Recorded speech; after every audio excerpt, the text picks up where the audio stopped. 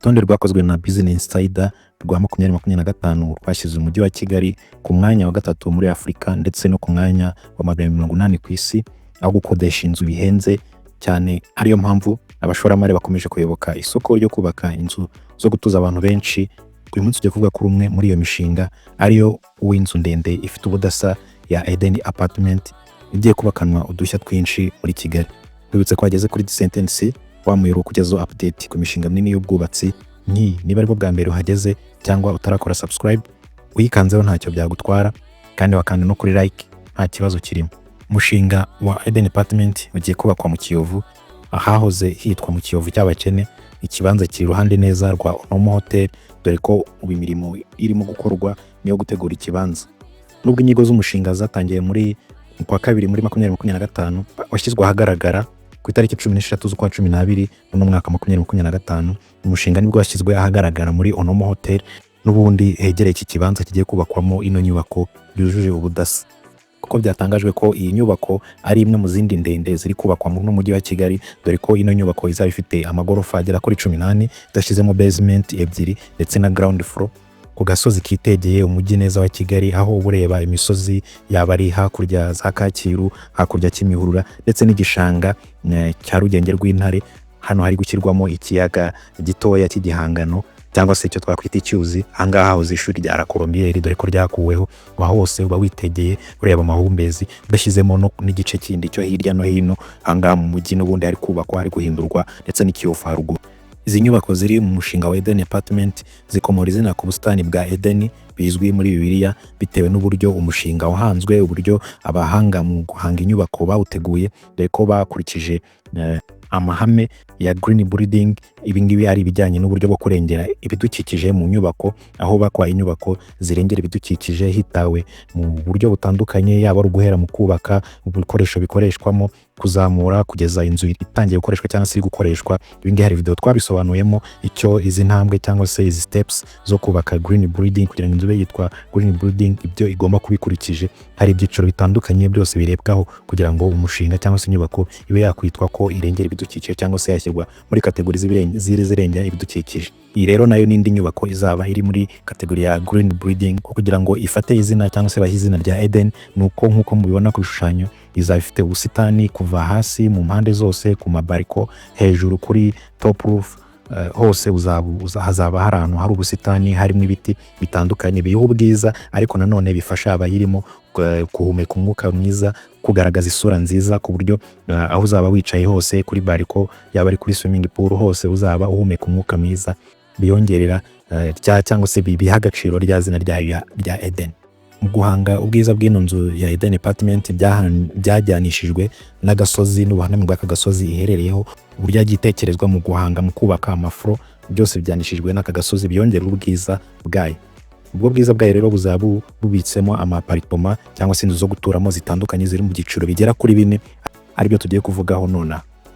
Icyiciro cya mbere tusangamo ibizwe nka studios, aho imwe muri izo studio izaba ifite ubuso bwa metero kare 49. Aha niho dusanga ikimeze nk'icyumba kirimo byose, cyo twe dukunze kwita nka chambrette, irimo umwanya w'igitanda, douche na toilette birimo muri ya studio cyangwa se muri cya cyumba, ndetse n'igice cyo gutekeramo, byose biri mu cyumba kimwe. Iyi kenshi bari inzu cyangwa se abari apartment yagenewe nk'abasiribateri, abantu badafite byinshi bashyira mu nzu, abantu baba mu nzu nta muryango bari kumwe nawo, buryo bitabasaba kuba bagira inzu irimo ibintu byinshi. Izi nzero aba ari zo nzu zo guturamo, kuko aba ari zo nzu zijyanye n'icyiciro barimo cyangwa se n'uburyo babayeho. Aho imwe muri izi studio izabigura $60,000 by'amadolari, ukayitunga ikaba iyaba. Ikindi cyiciro cya kabiri harimo inzu za apartment y'icyumba kimwe cyo kuraramo, izwi nka one bedroom, ariko ifite type ebyiri, aho imwe ifite ubuso bwa metero kare 73. Biko ko iba ifite icyumba kimwe cyo kuraramo, ikagira uruganiriro, ikagira igikoni ndetse na salo, ndetse kandi ikafitemo douche na toilette byayo. Mu kindi cyiciro cya gatatu dusangamo apartment ya 2 bedroom ifite ubuso bwa metero kare 132. Iyi ngiyi urumva ko yisumbuyeho ugereranyije n'izindi tumaze kuvuga, kuko yaba ari studio twabonye ifite 49, iyi ngiyi ifite 132, mu gihe ya 1 bedroom ifite 73. Iyi apartment ya 2 bedroom ifitemo ibyumba 2 byo kuraramo birumvikana, nayo kandi ikagira salo cyangwa se uruganiriro, ikagira ururiro, igikoni ndetse na douche na toilette. ebyiri. Icyiciro cya kane ari nacyo cya nyuma muri ino nyubako ya Eden Apartment, ho dusangamo inzu nini ya Penthouse.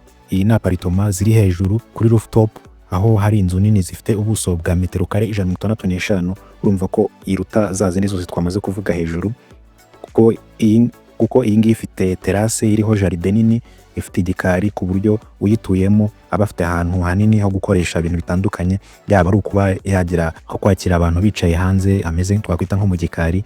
Ibiko tuzi ko ari umuco wa Kinyarwanda kuba abantu bafite igikari cyabo.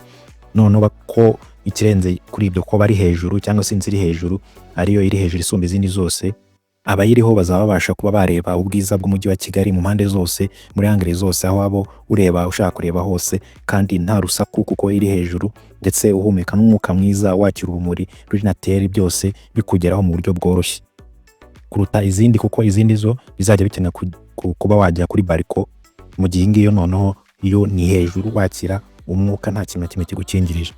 Gusa n'izindi zose twavuze mu bindi byiciro twavuze hejuru, byose ibyiciro byose bifite za bariko ku buryo n'ubundi bizemerera cyangwa se aparitoma zose uzaba uyirimo wese bimwemera kuba yafata umwuka mwiza, umwuka wo hanze wa Kigali, nubwo view itaba ari imwe n'iya Penthouse, kuko view azaba ari imwe, ari angle imwe, mu gihe Penthouse yo uzaba wabasha kureba hirya no hino mu mujyi wa Kigali bitewe n'uko ni hejuru ku gasongero, mu gihe indi izaba iri ku cyiciro bitewe na niveau y'inzu cyangwa se floor uriho, ukaba wabasha kureba kuri level ndetse no muri angle iyo aparitoma iherereyemo cyangwa se bariko yawe iherereyemo. Gusa iyi Eden Apartment ifite byinshi byiza yateguriye abazayituramo cyangwa se abazayigiramo amazu, abazayicumbikamo, ku buryo bizoroshya ubuzima, kuko uburyo iteye inyuma hari bariko twavuze, ariko zifitemo ubusitani bufasha guhumeka neza, gusa neza, bizafasha abahicaye kuruhuka neza. Ikindi nuko kuri ground floor hejuru ya basement hari piscine yagenewe abatuye muri aya mazu gusa, ku buryo nta kavuyo, nta zindi business za piscine usibye abayituyemo nibo bazajya babasha kuba baza kwakora siporo yo koga, nta kavuyo. Tukivuga ku bijyanye na siporo, kandi ino nzu izafitemo igice kinini cya gym, ifitemo ibikoresho byose ku buryo bizafasha abantu ku maintaining fitness, bagakora ama exercice yatandukanye ku buryo bagira ubuzima bwiza. Bitewe naho iyi nyubako iri, dore ko twababwiye ko igiye kubakwa mu Kiyovu ku muhanda neza wa Sopetrade, cyangwa se ku muhanda bamwe bamenyereye nka peage uko wabyita, iruhande rwa Onomo Hotels, ruguru neza ya rompoye yo kuri Rura, muri no mihanda mishyashya yahanzwe muri iki gice. Ni mu gice dusangamo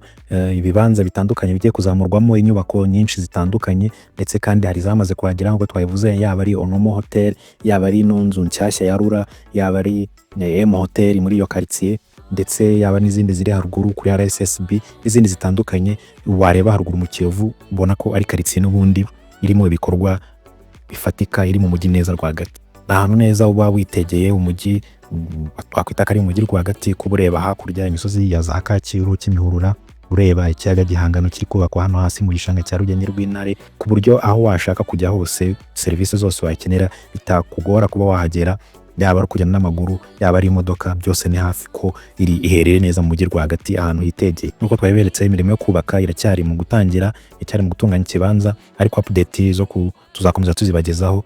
Wowe icyo usabwa mu kugumana natwe, niba utarakora subscribe, uyu ni umwanya wo kuyikanda, ubundi dukomeze twibanire, kandi ntibagirwe gukanda like kuri iyi video, yewe na share ntacyo bitwaye, ubundi dukomeze twibanire. Ibindi byo nakagaruka update naho utaha. Bye bye, ciao ciao.